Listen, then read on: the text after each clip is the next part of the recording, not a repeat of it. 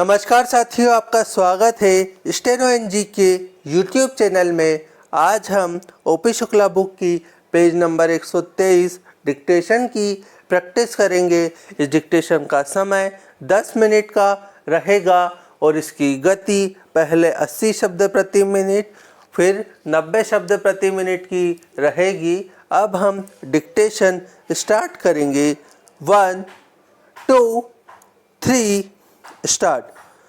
माननीय प्रधानमंत्री जी, अपने व्यस्त समय में कुछ समय हमारे लिए निकाला, इसके लिए हम आभारी हैं।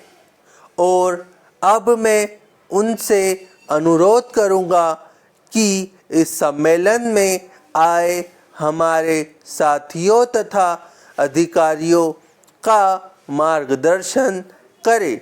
Paragraph change.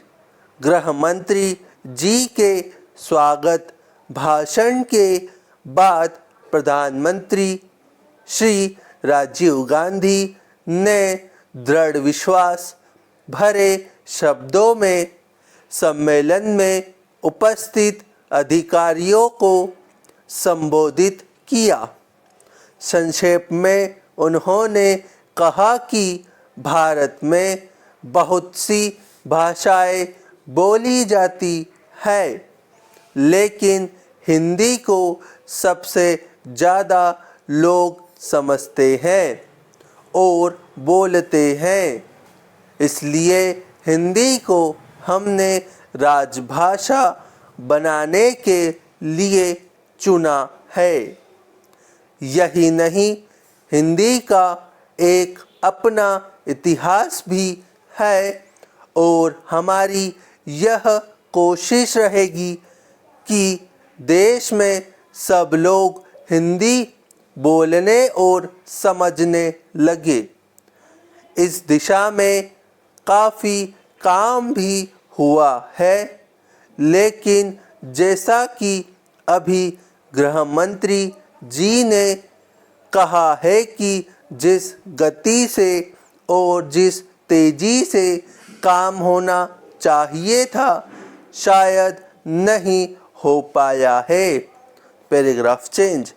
कल हमारा एक दूसरा सम्मेलन हुआ था, उसमें भी कई मुद्दे उठाए गए थे। एक मुद्दा जो सामने उभर कर आया वह यह था कि आज भी सरकार का काम उचित भाषा में हिंदी में नहीं हो पा रहा है, जबकि जो आंकड़े पेश किए गए थे उसके हिसाब से किसी विभाग में 99%, किसी में 98% और किसी में 95% अधिकारी और कर्मचारी को हिंदी का कार्य साधक ज्ञान था। हमें यह सोचना होगा कि ऐसा क्यों हो रहा है। यदि लोग हिंदी समझते हैं तो हिंदी में काम क्यों नहीं हो पाता है? क्या हमारे आंकड़े ठीक है? क्या सचमुच 99% लोग हिंदी अच्छी तरह समझते हैं, या यह आंकड़े केवल प्रोत्साहन भत्ता लेने के लिए ही है? यदि हिंदी का प्रचार होना है और हिंदी में काम होना है तो हम अच्छी तरह से हिंदी की जानकारी करनी होगी, खासकर जब कानूनी काम और संसद का काम होता है। हमें यह भी सोचना होगा कि हम किस कारण से इस दिशा में पीछे रह गए हैं, कहाँ पर हमने ध्यान नहीं दिया और उसे ठीक करने के उपाय भी सोचने होंगे। हिंदी का प्रचार करते हुए हमें यह भी ध्यान में रखना होगा कि दूसरी भाषा बोलने वाले लोगों को यह अनुभव नहीं होना चाहिए कि उनके ऊपर हिंदी जबरदस्ती थोपी जा रही है, क्योंकि अगर उन्हें यह लगा तो वे विरोध करेंगे।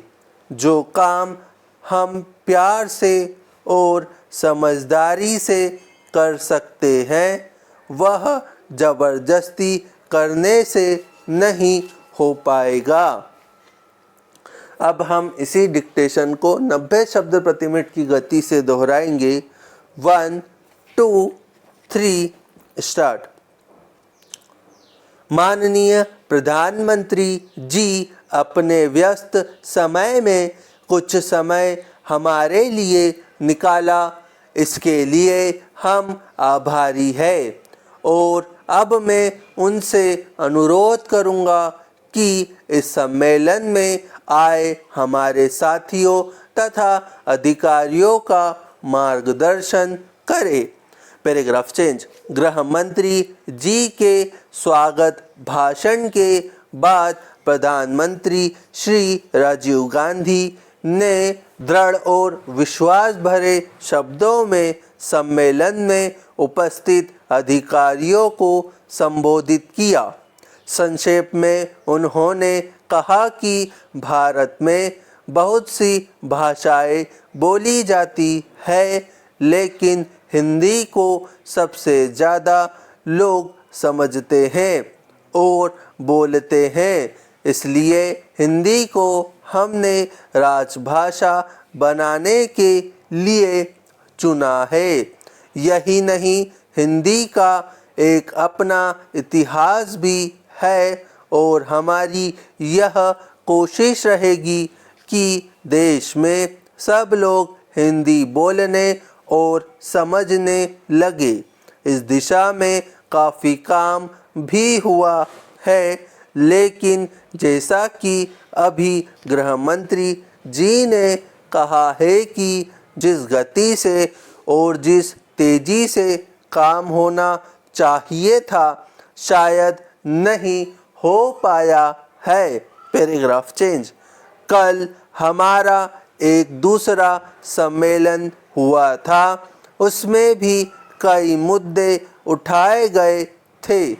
एक मुद्दा जो सामने उभर कर आया वह यह था कि आज भी सरकार का काम उचित भाषा में हिंदी में नहीं हो पा रहा है, जबकि जो आंकड़े पेश किए गए थे उसके हिसाब से किसी विभाग में 99%, किसी में 98% और किसी में 95% अधिकारी और कर्मचारी को हिंदी का कार्य साधक ज्ञान था। हमें यह सोचना होगा कि ऐसा क्यों हो रहा है। यदि लोग हिंदी समझते हैं तो हिंदी में काम क्यों नहीं हो पाता? क्या हमारे आंकड़े ठीक है? क्या सचमुच 99% लोग हिंदी अच्छी तरह समझते हैं, या यह आंकड़े केवल प्रोत्साहन भत्ता लेने के लिए ही है? यदि हिंदी का प्रचार होना है और हिंदी में काम होना है तो हमें अच्छी तरह से हिंदी की जानकारी करनी होगी, खासकर जब कानूनी काम और संसद का काम होता है। हमें यह भी सोचना होगा कि हम किस कारण से इस दिशा में पीछे रह गए हैं, कहाँ पर हमने ध्यान नहीं दिया और उसे ठीक करने के उपाय भी सोचने होंगे। हिंदी का प्रचार करते हुए हमें यह भी ध्यान में रखना होगा कि दूसरी भाषा बोलने वाले लोगों को यह अनुभव नहीं होना चाहिए कि उनके ऊपर हिंदी ज़बरदस्ती थोपी जा रही है, क्योंकि अगर उन्हें यह लगा तो वे विरोध करेंगे। जो काम हम प्यार से और समझाकर कर सकते हैं वह ज़बरदस्ती करने से नहीं हो पाएगा। इस बात को अच्छी तरह से समझकर ही हमें हिंदी का प्रचार करना है। साथ साथ हमें यह भी देखना है कि भारत जैसे बड़े देश में जिसमें इतनी भाषाएं बोली जाती है वहाँ यह भी आवश्यक है कि एक भाषा ऐसी हो जिसे सब लोग समझे और जो पूरे देश को एक सूत्र में बांध सके। हमने इसके लिए हिंदी को चुना है। तो उम्मीद है ये वीडियो आपको पसंद आई होगी। अगर पसंद आती है तो इसे लाइक करिए, चैनल पर नए हैं तो इसे सब्सक्राइब करिए। आज के लिए इतना ही। जय हिंद, जय भारत।